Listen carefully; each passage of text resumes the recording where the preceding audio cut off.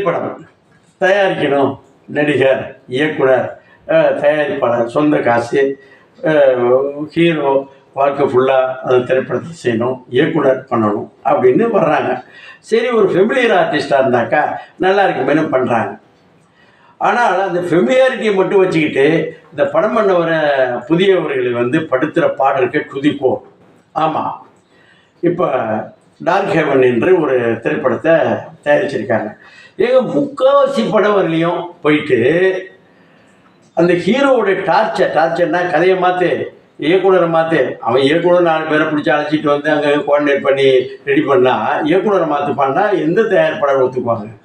இது ஒரு நிலைப்பாடு. ரெண்டாவது, ஒரு ஹீரோ டூப்பு போட்டு நடிக்கலாம், டோப்பு போட்டு நடிக்கக்கூடாது. அதற்கான விளைவுகள் வந்திருக்கு. முக்கால்வாசி படம் பண்ணியாச்சுங்க. அது மேலே கண்டினியூ பண்ண கதையை மாற்றினா கண்டென்ட் கொண்டு வந்த கண்டென்ட் பப்ளிக்கு பிடிக்காது, எனக்கு தேவையான மாற்று அப்படின்னு ஆட்டம் போட்டு ஒரு படத்தை செய்திருக்கிறார்கள். அதான் டார்க் ஹெவன் என்று ஒரு திரைப்படம். அதோடைய ஆடியோ ரிலீஸ் அப்போ ஐயோ குழம்பி தீர்த்துட்டாங்க. எப்போ யாருப்பா அவர் இந்த மாதிரி அக்கப்போர் பண்ணது அப்படின்னு பார்த்தா, வேணாம் சார், எனக்கு எதிர்காலம் போயிடும், நீங்களே புரிஞ்சுங்க அப்படின்னு சொல்லிட்டு ஒதுங்கி விட்டார். இன்றைக்கி அந்த ஹீரோ நடிகர் இப்போ எங்கே இருந்தார், ஜெயிலுக்கெல்லாம் போனார் வந்தார் இருந்தாலும் அதோடைய புலம்பல் மற்றும் அதோடைய ஆடியோ மற்றும் ட்ரெய்லர் ரிலீஸ் பண்ணாங்க. அது என்னன்னு பார்ப்போமே வாங்கல. யார் யார் என்னென்ன புலம்பிருக்காங்க பார்த்துட்டு போகிறோம். உங்களுக்கும் அந்த திருப்தியா இருந்ததுன்னு சொன்னா கட்டாயம் எனக்கு எந்த விதமான ஒரு ஆட்சேபனையும் இல்லை அப்படின்னு சொல்லி தான் இந்தியாவுக்கே வந்தேன்.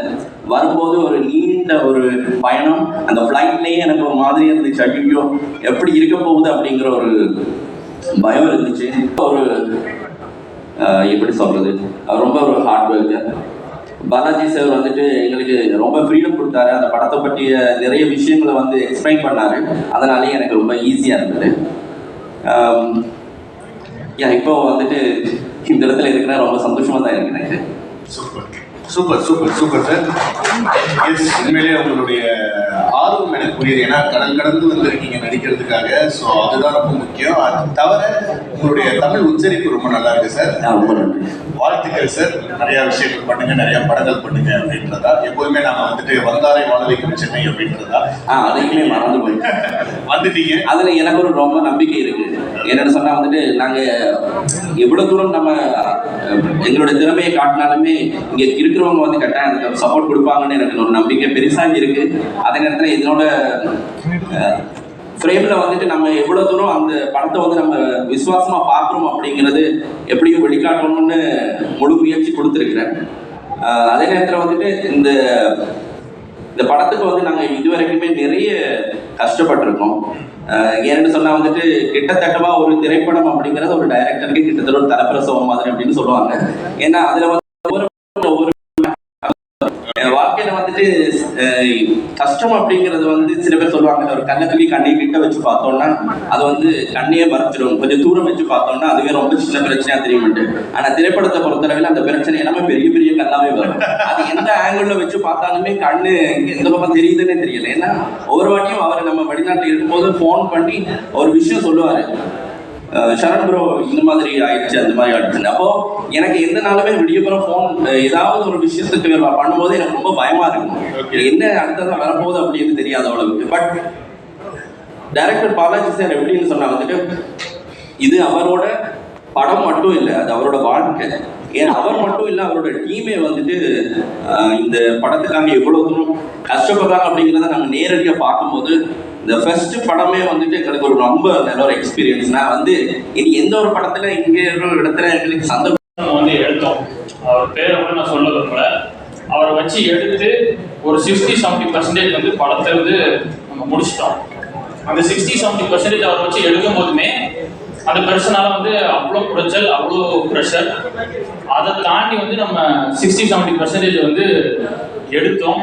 ஒரு கட்டத்தில் இதுக்கு மேல எடுத்தால் கண்டென்ட்டுக்கே பிரச்சனை அப்படிங்கிற லெவலுக்கு பிரச்சனை வரும்போது டிராப் பண்ணிக்கலாம் அப்படின்னு சொல்லிட்டு டிராப் பண்ணியாச்சு. அதுக்கு ஏகப்பட்ட விஷயங்கள் மீடியாவில் சொன்னாங்க. நான் ஒரே ஒரு லைன்ல அந்த பிரச்சனைக்கான சொல்யூஷனை சொல்றேன், மற்ற மக்கள் புரிஞ்சுப்பாங்க. அதுதான் படத்துக்கு மெயின் பிரச்சனையா இருந்துச்சு. ஒரு நடிகர், அது ஸ்பெஷலாக ஒரு ஹீரோ டூப் போட்டு நடிக்கலாம், டோப் போட்டு அடிக்கக்கூடாது, அவ்வளோதான். அதுதான் அந்த படத்துக்கான மெயின் பிரச்சனையா இருந்துச்சு. அதுக்கப்புறம் வந்து நம்ம சரண் சார் வந்து சொல்லியிருந்தாரு, ஒரு பிரசவம் மாதிரி ஒரு படம் அப்படிங்கிறது, ஒரு பிரசவத்தை ஒரு குழந்தை எப்படி பிறகுதோ அது மாதிரி தான்.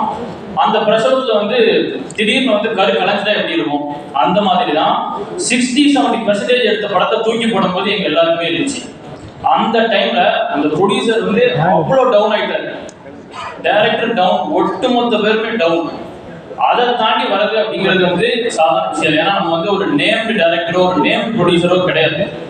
அப்போ அந்த டைம்ல வந்து இந்த டைம்ல எங்க கூட ஓடாம கூட நின்னது வந்து எங்க பீமாஸ் கிரியேட் கிளப் டீம் தான். அந்த கிரியேட் கிளப் டீம் தான் D3ல இருந்து இப்போ வரைக்கும் வந்து எங்க கூட நிற்கிறாங்க. அவங்களுக்கு வந்து நாங்க சம்பளம் அப்படிங்கிறதெல்லாம் அவங்க இப்போ வரைக்கும் எதிர்பார்க்கல. படம் வந்து ரிலீஸ் ஆகட்டும், அதுல இருந்து வரதை வந்து நாங்க பண்றோம் அப்படின்னு சொல்லிட்டு ஒரு ஃபெயிலியர் டைமையும் ஒரு சக்சஸ் பார்த்து அதுக்கப்புறம் ஒரு ஃபெயிலியர் வரும்போது கூட இருப்பாங்க.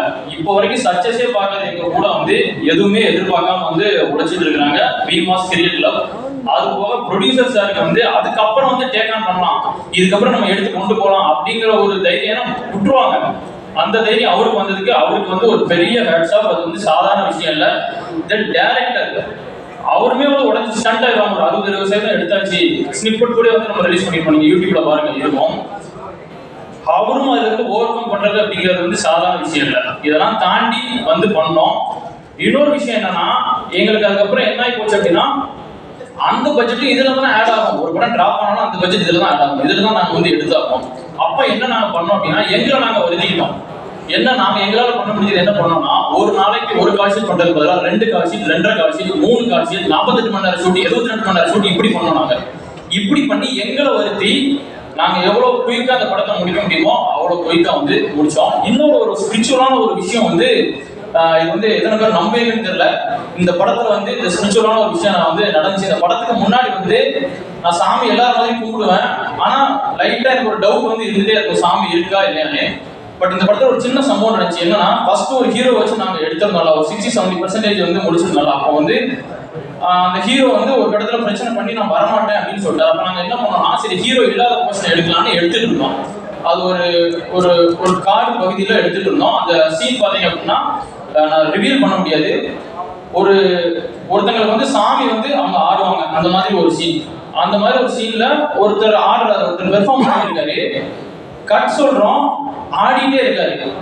ஒரு ½ an hour 1 hour அவர் ஆடிட்டே இருக்காரு. ஏன்னா அவர் மேல வந்து உண்மையிலேயே வந்து சாமி வந்துருச்சு. அதை நாங்கள் லேட்டாக தான் ரியலைஸ் பண்ணோம். இது வந்து எங்கள் மேக்கிங் வீடியோவில் வந்து அழகாக ரிஜிஸ்டர் ஆகிருக்கு. மேக்கிங் வீடியோவில் நம்ம டேரக்டர் சார் வந்து அவர் பக்கத்தில் போகும்போது அந்த டேரக்டர் சார் வருவார் பாருங்க, பல்காக இருப்பார். அவர் தள்ளணும் 2-3 பேர் வேணும். ஒரு கைட்டு இப்படி லைட்டாக அந்த சாமி தள்ளதுல அவர் கிட்டத்தட்ட ஒரு 3 அடி தள்ளி போய் நம்ம டேரக்டர் சார் விழுந்துட்டார். எங்கள் எல்லாருக்கும் ஷாக். எங்கள் அம்மாவும் ஷூட் பார்க்க வந்திருந்தாங்க.